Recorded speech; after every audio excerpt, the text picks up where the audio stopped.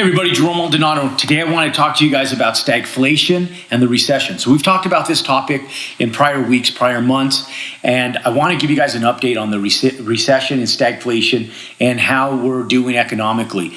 And so I was just doing some research on historical data back from the 1970s. And it hasn't been since the 1970s that we've actually entered into a stagflation market. So for those of you guys who this is the first video you've watched about me talking about stagflation and are sitting back scratching your head going, Jerome, what exactly is stagflation? Well, stagflation is when money that comes in cannot keep up with inflation. And so right now it's a very iconic model of what the definition of stagflation really is. We're seeing all of this mass inflation that's happened over the last couple years due to multiple things. The pandemic being one of them, but really the largest factor being the quantity of money that's been printed in the United States. So you had all this money that was printed, $9 trillion that was printed in the United States.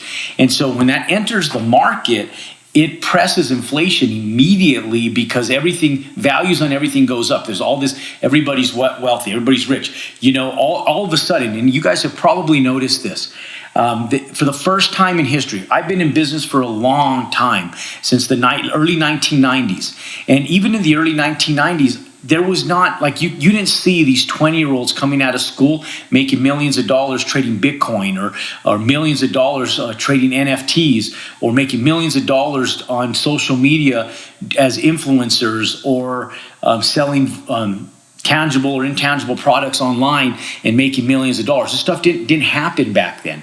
And so what's happened now is that there's all this money that's entered into the market. And there's all these young people, old people, and everybody in between that is seeing an abundance of finances that are coming in. People driving beautiful cars, buying beautiful homes. And a lot of them don't have financial literacy. They don't even educate themselves in financial literacy. And the sad thing is that most of them believe that they are truly the reason that they have had so much success, not realizing there's been $9 trillion that have been pumped into our U.S. economy, not worldwide economy, U.S. economy. And so when that happens, we sit back and then the government starts to retract some of this capital. If you guys haven't watched the video that I talked about, a recession and how money is retracted, you're going to want to watch it. I'll put a link in the end of this video to be able to watch my recessionary video about how money is contracted, how it's deployed into the world and then pulled back through the use of bonds appreciating, and then the feds never pumping that money back into the economy. They retract that money that was printed. Hence, it starts affecting earnings. Now, there's still over $2 trillion currently on the books right now for 2022. So for those of you guys who feel like, oh my God, the brakes are being put on us right now, halt for a second. There's still a lot of money and affluency in the balance sheets of homes, of individual homeowners, and financial institutions are extremely, extremely viable and good right now. But what's going to happen is that inflation has gone up so much that just the cost of gas, natural resources, food and commodities, we're starting to see that all this stuff is going up so increasingly fast that inflation is going up faster than earnings, and people, in spite of how much money's been pumped into the economy, that $2 trillion is getting evaporated so quick because our earnings can't keep up with inflation. Quote unquote, stagflation. That's what stagflation is, ladies and gentlemen. Now, here's the parallel that we need to be watching for, because stagflation happened in the 1970s, and we've seen multiple recessions about every decade or thereabouts where the market turned. So we saw them in the 70s, and we saw them in the early 80s during the Reagan administration. Then we saw it in the early 90s. Then in the late 90s, we saw a real soft recession. And then we saw the 2008 recession. And then here we sit in 2000. They said it was the world's quickest recession in 2019 when the pandemic hit. Now, 2 years later, they're sitting back saying, oh my goodness, we're moving into a recessionary market, okay? And so it's the first time in history that we've ever seen both a recession and stagflation happen at the exact same time. And so when you sit back and you move into a recessionary market and have a stagflation market where inflation has went up so much, earnings are being challenged against that inflation, plus there's a recession happening and interest rates are being pressed and raised to be able to take care of the inflation, to be able to bring inflation down. Interest rates are being pumped up to make inflation go back down. And then when they're pumping interest rates back up, it's almost automatically forcing us into a recessionary market. So it's the first time that we've had all these verticals happening at the exact same time. So some people right now are sitting back going, oh my God, Jerome, my head is just spinning. And how do I make sense of all this? Well, just halt and take a look. One of the biggest things that Ray Dalio, he's the CEO and founder of Bridgewater, he's recommending, he said, American people, one of the key pivotal things that we look for is we look for diversification. This is where finances get tested. For those people who have one financial interest, so if all your financial interest is in real estate, you're probably going to get challenged financially during this time. If 100% of your assets and investments are in the stock market, you're probably going to get challenged during this time. If all of your earnings and assets are in cryptocurrency, Bitcoin and stuff like that, you are going to get challenged during this time. We've already seen the cryptocurrency market get annihilated over the last few weeks. I think Bitcoin is back down to 30,000. And, we're seeing all of the big, like Ethereum, all of them are dropping, right? They're getting beat up. The stock market is down. Everything's in the red. Over the last 30 days, I looked at my stocks, and just over the last 30 days, we've lost 6 figures in net values just in 30 days. Last month, they had went up about, I'd say $50,000 in our whole portfolio. Nothing to brag about, but still good. And this month, they were down 6 figures. And so we know that there's a lot of fluctuation. But if you notice, and I'm in the real estate industry, but I have stocks. I have diversification. We have a lot of diversification. And one of the things that's going to protect you right now is diversification. So if you don't have it, this is a great time to start looking at a real perspective of how you balance out your net worth and your investments. If you don't own any stocks, you should probably buy some. If you don't own any bonds, maybe you should buy some. If you don't own any real estate, you should definitely be buying some. And right now, people sit back and go, well, real estate's super expensive. I know. But if you take a look historically at any recession, out of all the recessions in the last 100 years, ladies and gentlemen, if out of all the recessions in the last 100 years, only one recession that we've had decreased the value of real estate during that recession, of residential real estate, single-family homes. Let me clarify. Residential single-family homes went down in value only in one recession. That was in 2008.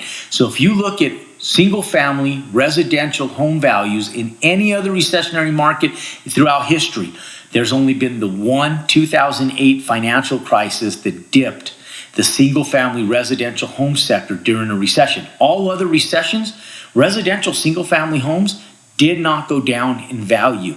You might have seen some monetary hiccups where there was some bumps along the road. But for those of you guys who have diversification, even within a real estate sector, if you're in the commercial sector, buy some single-family residences. Why?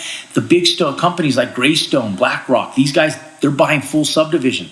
Because people with climbing interest rates and inflation, they can't afford to buy homes. New home buyers, people in the Gen X population, people in the Gen Z population, people, the millennials, and all of these folks that are working class professionals are having a tough time getting into single family homes. So I was just up in Dallas and I went in and there's all these micro home communities that are going in with these little tiny homes. And I'm looking at them going, good gosh, these houses are small.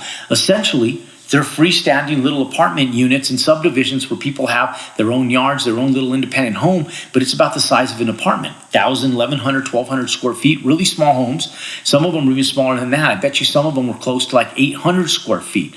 So really adaptable to apartments, but single-family dwellings. And so the reason I tell you this is because I'm always talking about buying land and building houses and how even in 2008, when it was the only recession that we saw compression on single-family residential home prices, we were still making a profit. Our profits were not as lucrative as they were in 2006, 2007 or prior, but they were lucrative. And not only were they lucrative, we were able to push through the market, continuing to build, even in excess of 2008, 9, 10, 11, 12, all the way to today. And our profits continued to climb and grow back up through the means of building the right asset class. So ladies and gentlemen, if you're sitting back and you're wondering, how should I deal with stagflation and the recession, and how do I deal with them in a parallel? Diversification, ladies and gentlemen. It's all about the financial diversification. You have to have diversification.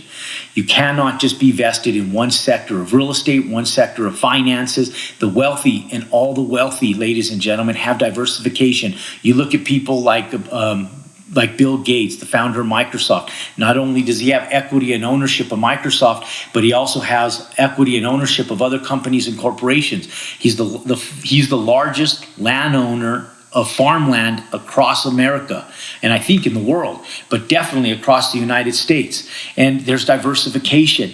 There's diversification. Every wealthy person holds a little bit of tech, a little bit of stocks and bonds, a little bit of real estate, but they have diversification. And so if you want stability during unforeseen times, diversify.